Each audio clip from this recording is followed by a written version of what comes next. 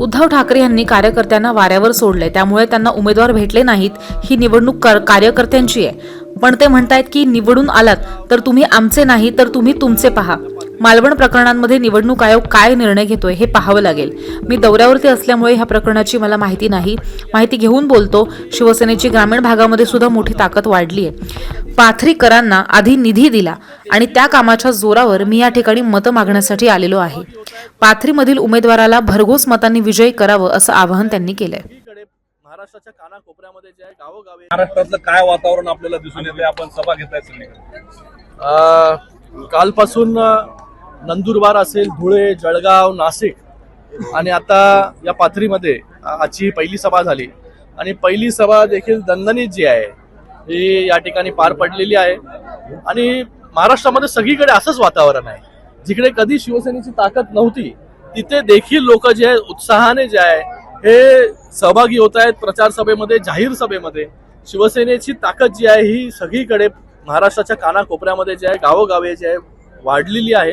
आणि मला वाटतं एक वेगळं चित्र जे आहे ह्या वेळेस या नगर परिषदेमध्ये, नगरपंचायतीमध्ये, नगरपालिकेमध्ये आपल्याला पाहायला मिळेल. पाथरीमध्ये आपल्याला माहिती आहे की सईद खानच्या माध्यमाने अगोदरच मोठी विकास कामं जी आहेत, मोठा निधी राज्य सरकारच्या माध्यमाने माननीय उपमुख्यमंत्री एकनाथजी शिंदे साहेबांच्या माध्यमाने ऑलरेडी पाथरीमध्ये आलेला आहे. आज काय आम्ही नवीन फक्त पोकळ आश्वासन देण्यासाठी इथे आलो नाही. आज लोकांना वचन देण्यासाठी आलो की पाथरीकरांनी जे आहे हे सईद खानच्या मागे आमचं जे उमेदवार आहेत नगराध्यक्ष पदाचे आसिफ खान यांच्या मागे ताकदीने उभे राहा, शिवसेनेच्या मागे ताकदीने उभे राहा. जे आतापर्यंत दिलंय त्याच्यापेक्षा अजून जास्त निधी जो आहे हा या पाथरीकरांना पाथरी शहरामध्ये जे आहे या मिळेल. पाण्याची व्यवस्था असेल, रस्त्यांचा प्रश्न असेल, त्याचबरोबर अंडरग्राऊंड ड्रेनेज असेल, हिंदू स्मशानभूमीचा विषय असेल, हे सगळे विषय या पाथरीकरांना जे आहे हे सरकारच्या माध्यमाने, शिंदे साहेबांच्या नगरविकास खात्याच्या माध्यमाने जे आहे हे 100%.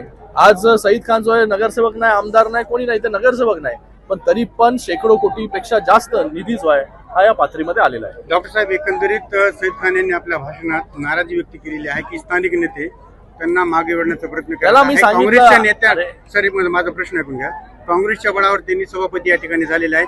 अशा शिवसैनिकाच्या संचालकांवर कारवाई होणार का? कारण त्यांनी असं भाषणात सांगितलेलं आहे की डॉक्टर श्रीकांत शिंदे यांच्या आदेशानंतरच आम्ही सभापती पदावर विराजमान झालो. लोकल राजकारण जे आहे खूप काही वेगवेगळ्या प्रकारे जे आहे होत असतं या ठिकाणी. सईदला मी एवढं सांगितलं आहे की तुझ्या मागे जे आहे, सईदच्या मागे शिवसेना जी आहे, माननीय उपमुख्यमंत्री एकनाथजी शिंदे साहेब पूर्ण ताकदीने उभे आहेत आणि आतापर्यंत त्याचा प्रत्यय जो तुम्हाला आलेला आहे. बाकी लोकल राजकारण काय होतं, आज आपलं नगर परिषदेची निवडणूक आहे, त्याच्यावरती कॉन्सन्ट्रेट करून आपला नगराध्यक्ष कसा निवडून येईल त्याच्यावरती सगळ्या कार्यकर्त्यांनी काम आमच्यामध्ये शिवसेना 1 नंबरला राहील का येणाऱ्या निवडणुकांमध्ये? बघा, कोण 1 नंबर कोण 2 नंबर ह्याच्यावरती आम्ही कधीच पडलो नाही. आमचा पक्ष जो आहे आज शिवसेनेची ताकद जी आहे ती आज वाढलेली आहे. आज ग्रामीण भागामध्ये देखील शिवसेनेची ताकद मोठ्या प्रमाणामध्ये वाढलेली आहे. मगाशी म्हणालो की जिथे कधीच शिवसेना लढली नव्हती त्या ठिकाणी देखील शिवसेना इलेक्शन जे आहे नगर परिषदेच्या पुढे येणाऱ्या काळामध्ये जिल्हा परिषद असेल, महापालिका असेल, आणि ताकद जी आहे शिवसेनेची 100% वाढेल. एकंदरीत राज्यामध्ये महायुतीमध्ये शिवसेनेला दुय्यम स्थान दिले जात आहे. राष्ट्रवादीला पैसे कुठून आले म्हणून त्या कॉन्ट्रोवर्सीकडे कसं पाहता तुम्ही शिवसेना नेते म्हणून? आता मी कालपासून आहे ना, मी तुम्हाला सांगितलं नंदुरबार, धुळे, जळगाव, नाशिक आणि मग रात्री संभाजीनगरला आलोय.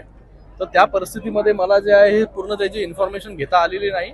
नक्कीच त्याच्याबद्दलची माहिती घेऊन, पण मला वाटतं त्याच्यामध्ये इलेक्शन कमिशन जे आहे हे सगळ्या गोष्टी बघते आणि त्याच्यावरती लवकरच आपल्याला कळेल. परभणी जिल्ह्यामध्ये उद्धव ठाकरेंची शिवसेना फक्त एकाच जागी जे त्यांचा नगराध्यक्ष पदाचा उमेदवार आहे, पण शिंदे सेनेची शिवसेना 4 ते 5 ठिकाणी लढवते. तर परभणी जिल्ह्यात खासदार आमदार देखील असून उद्धव ठाकरेंना स्थानिक स्वराज्य संस्थांमध्ये एवढी हालत का झाली? कार्यकर्त्याला जेव्हा नेता लक्ष देत नाही कार्यकर्त्यावरती, आज बघा तुम्ही निवडणुकीमध्ये तुम्हाला कुठले पक्ष दिसत आहेत? जे महायुतीचे पक्ष आहेत तेच प्रचार करताना तुम्हाला दिसत आहेत, त्यांचेच नेते दिसत आहेत. शिंदे साहेब आज दिवस रात्र एक करतायत. ही कार्यकर्त्याची निवडणूक आहे. खासदारकी झाली, आमदारकी झाली, नेत्यांची निवडणूक संपली.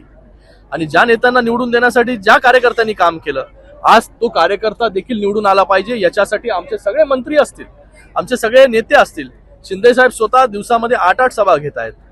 तर कार्यकर्त्याला कशी ताकद द्यायची ही शिंदे साहेबांना बरोबर माहिती आहे.